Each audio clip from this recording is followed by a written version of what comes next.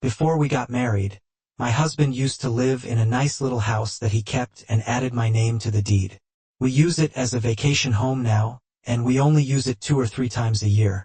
So, we sometimes let friends or family stay there for a few days or a week if they want to get away. This has never been a problem for us. But now, we were asked to let my estranged sister and her husband stay, and I said no. My husband is 100% in agreement with me on that. My sister and her husband are currently homeless. They were renting for several years in the same place for a long time, but got kicked out due to issues with their landlord. They're in desperate need of a place to stay until they can find a more permanent one. Background. My sister and I were very close growing up. My best friend for my entire childhood was a guy, and for those who can guess, the guy is now married to my sister. I always had a massive crush on him, and honestly, I was in love with him by the time we were 20. My sister also had a guy she liked but not super well.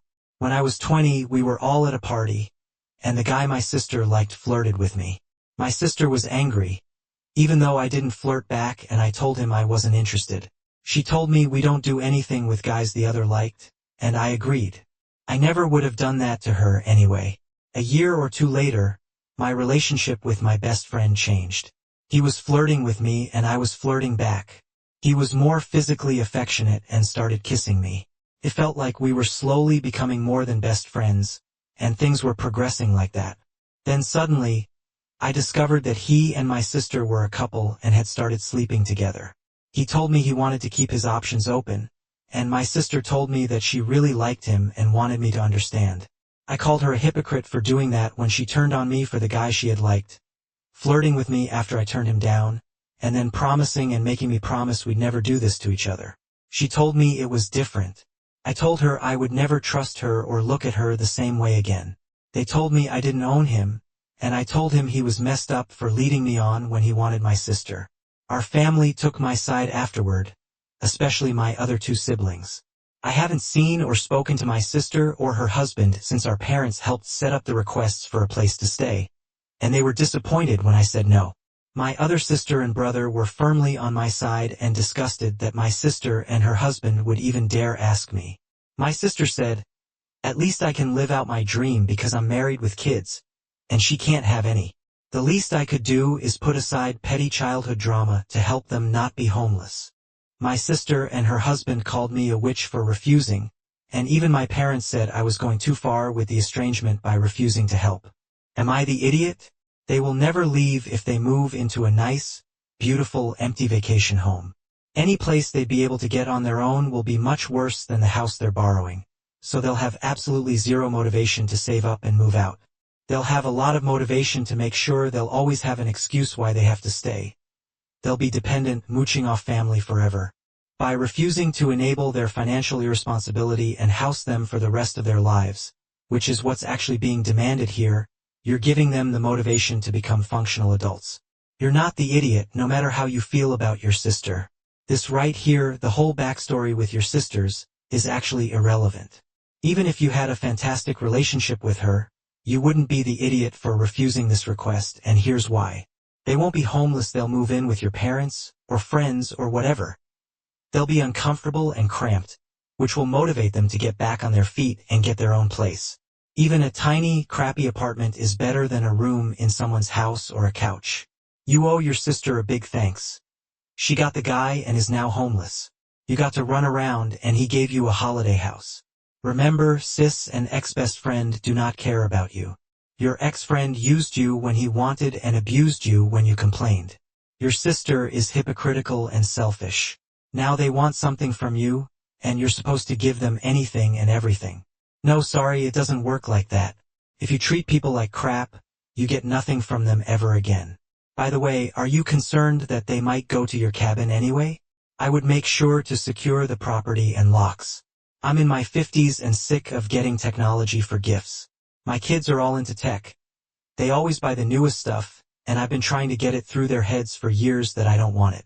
I will upgrade when needed, but I'm sick of relearning technology.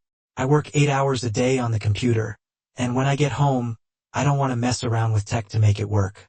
Sometimes I also want to avoid staring at screens during my downtime. My biggest pet peeve about this was them getting me something and then getting annoyed if I ask for help setting stuff up. I used to have a Bunny TV, and I don't use cable or streaming platforms. The TV worked fine and I was thinking of getting a Roku. They knew I wanted a Roku, but they got me the world's most frustrating smart TV. Half the time, it won't connect to the free networks. I hate that TV, and it's in my basement. It's a Samsung Smart TV.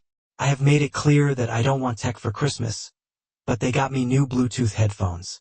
I couldn't get them to pair, and it took my daughter-in-law an hour to make it work. The whole time, everyone was angry. So, I asked for help and really dislike getting tech. I asked for my birthday if they wanted to get me something. They got me a book off a list or a gift card. Instead, I got a tablet and they told me I could download a book. I don't want to read books on a darn screen. This was my breaking point. I gave it back and told them I didn't want it, which started an argument. By the end, I asked why they just couldn't listen to me and was done with this. My son called me an idiot for being ungrateful, but not the idiot. I get that tech can be awesome, but you've repeatedly asked not to receive these types of gifts. The whole point of a gift is to give that person something they want or need. They have deliberately ignored these requests and then get angry with you when you ask for help using these gifts. Your kids are being selfish and rude by continuing to buy things you don't want or want to help you with. This isn't specific to techie gifts. You're expressing a preference. If you would rather have no gift than a techie gift, it's easy to honor that request, and nothing's easier than getting a gift card. It's easy to pay attention when people tell you exactly what you do and do not want for a gift. No one would think you're ungrateful if you didn't want skydiving lessons or French perfume. They're clearly in the wrong. Everyone's the idiot here. I understand the frustration of getting the exact opposite of what you're asking for, then the added annoyance of not getting help setting the stuff up. However, as an adult child, I can almost guarantee there have been situations where you called these exact same people unappreciative or ungrateful for this exact behavior that you're displaying right here. Just because you're their dad doesn't give you the right to be disrespectful and demanding. They aren't obligated to get you anything. I, a 44-year-old female, have been with my fiancé, a 46-year-old male, for 13 years, and we've been engaged for 4. We have 3 girls. A tween, a pre-tween, and a toddler. Together, we've overcome a lot of obstacles and even took 2 breaks from each other before our engagement. But we had a wedding date set for this June. My fiancé has a lot of baggage from his childhood and doesn't handle frustration well. He's a self-proclaimed avoidant introvert. I also have had childhood issues where my parents always made me feel guilty for how much I cost and would never even give me any money to get new shoes, which got me excluded by my peers. Yes, I've been in therapy about this. I work as a front desk agent at a hotel and used to be a member of the concierge staff at a condo.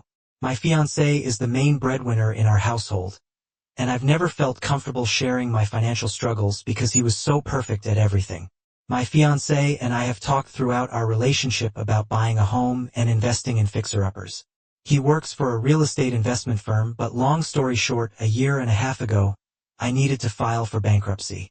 I was dealing with creditors, overdrafting my accounts, and Discover was suing me, so I decided the responsible thing to do was file.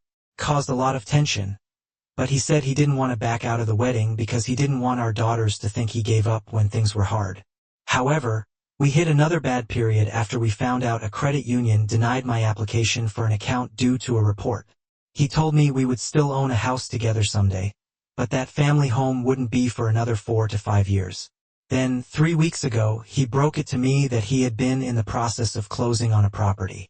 It's a duplex, and I know others use half of a duplex as a family home and own it with their spouse. He admits that he would have wanted my name on it before the bankruptcy. I was furious, but instead of being sorry, he said that if we wanted this to work, he needed me to verbally affirm that I understood and accept why he didn't involve me in this purchase. I was speechless and walked away. It was a huge breach of trust, and I don't think it's unreasonable to say that I deserve a better man than someone who would do that. If he really loved and trusted me as he said in therapy, he wouldn't have done this. I ended up giving him the ring back out of anger. I regret doing that now, but we got into another fight after he refused to tell me what he even did with the ring. I told him I deserved better than a man who'd shut his partner out of finances and get so cold after a fight. I told him to leave the house briefly, but he just moved back in. Yet, he said he wants us to tell the girls the wedding is off and that he's here to ease the transition. He offered to pay the rent until the lease was up but said he'd find somewhere else for him to stay. Am I the idiot for my reaction? Let me see if I get this straight. You're 44 years old, still making spending mistakes, don't pay half the bills, he pays most of them. You took out loans with high interest, lied about it, filed for bankruptcy, which means you won't qualify for a home loan for at least 10 years. And you're mad because he bought a house and didn't put you on the deed because you're not paying for it. You are financially irresponsible and dishonest. Grow the heck up. You're too old to be making financial mistakes. You're a leech and taking advantage of him financially. Please do him a favor and leave. You are the idiot, OP. He'll be alone with all his money, and I'll find someone who wants to plan a future with me, including buying a house together, investing in things together, and raising our kids together. With 3 kids and bad credit, bless her, not just bad credit but terrible credit, that would make it impossible for her to buy a house with him. Ridiculous. OP is delusional if she thinks she's ever going to be able to get a mortgage for at least 10 years. Realistically, it's probably closer to 15, maybe even 20. I just can't get over her faux outrage at him being dishonest when she's been lying for years. 44 years old, OP ain't buying a house in this lifetime. You are the idiot. You are a delusional child who seems not to understand anything about how the world and finances work. You don't understand that you will not qualify for a mortgage for years, if ever. Nobody's putting you on a loan application yet, and you comment like there's some long line of suitors looking to take on a single mom with 3 kids, a 450 score, and a recent bankruptcy. You need a reality check, therapy, and some financial literacy classes. I am 29 years old, female, and have been dating my boyfriend, who is 31, for about 6 months. He's a great guy who is very loving and caring. The only issue is that we have very different backgrounds and upbringings, and thus, different approaches to gender roles. For me, male-female friendship has always been normal. My mother had male friends, my father had female friends, and actually my mother's best friend is my godfather, while my father's best friend is my godmother. He has a more traditional approach. He believes that a man should only be friends with other guys, and a woman with other women. He allows for the existence of distant acquaintances of the opposite gender but nothing more. The problem is that all my closest friends are men. This doesn't mean that I have any problem with women. I have a lot of female acquaintances, and I also have excellent relationships with the girlfriends and wives of my male friends. It just happens to be like this. I'm a researcher in a male-dominated field, and most of my friends are people I met at work, in college, or while doing my PhD. Most of my friends have girlfriends or wives, although my best friend has a boyfriend. He's bi, and absolutely nothing inappropriate or ambiguous has ever happened between us. Until now, it's always seemed normal for me to go out with one of my male friends or a few, for a beer or drinks once every 2 weeks. I usually meet my friends one-on-one because I'm somewhat of an introverted person, and I believe that valuable, serious, and deep conversations can only be had face-to-face. From time to time, I've invited them to my house or visited them at their apartments. We sometimes talked until morning, but I repeat, nothing ever happened that went beyond friendship. I also had vacation plans with my friends every year, every summer, my best friend, the one who has a boyfriend, and I would go to our favorite spa for a few days. With a group of doctoral colleagues, we also visit a nearby lake for a few days. Their girlfriends and wives sometimes travel with us, and sometimes they prefer to spend this time with their own friends. None of them were ever jealous of me. My ex-boyfriend, whom I was with for 5 years, also never had a problem with this. We parted amicably. He got a job abroad, and I didn't want to go away and leave my aging parents. Both my ex and my friend's partners are more or less from the same progressive background, and male-female friendship is as natural for them as it is for me. My current boyfriend, however, told me he was uncomfortable with it. I tried to understand him and suggested we could work out compromise solutions. I proposed that I could meet my friends only in public places, i.e., not invite them to my home or visit them in their apartment. During such meetings, I would text my boyfriend regularly every half hour or so he would know I'm thinking about him and not doing anything suspicious. He said that's not enough for him. He confessed that he would prefer it if I met my friends only in his company. He added that as a last resort, I can meet with one of my friends one-on-one occasionally, but only during the day and only for an hour or two. At this point, I got upset. I said these conditions are unfair, especially since he often goes out drinking with his friends and doesn't even answer my calls or messages when he's out. He said it's different because none of his friends are women. I countered that I wouldn't care if they were. He suggested that I should make new friends who are female, and that he wouldn't care if I was out all night partying with my girlfriends. I abruptly ended the conversation because I didn't know what to answer. Friends are not furniture that can be replaced with new ones. He's really important to me, and I've considered breaking off my friendships. Still, I'm afraid that when the honeymoon period is over, I will regret this decision because I'll be left entirely alone, with this relationship as my only significant interpersonal bond. My boyfriend is still waiting for me to accept his condition, but I am increasingly inclined to leave him. However, it'll be very difficult for me because we get along perfectly well and everything else. Am I the idiot if I leave solely for this reason? Not the idiot. It's a very good reason to break up with him. Neither person in the relationship should be restricting the other's friends. You probably understand this already on some level, but the control is not going to be limited to male friends outside of the workplace.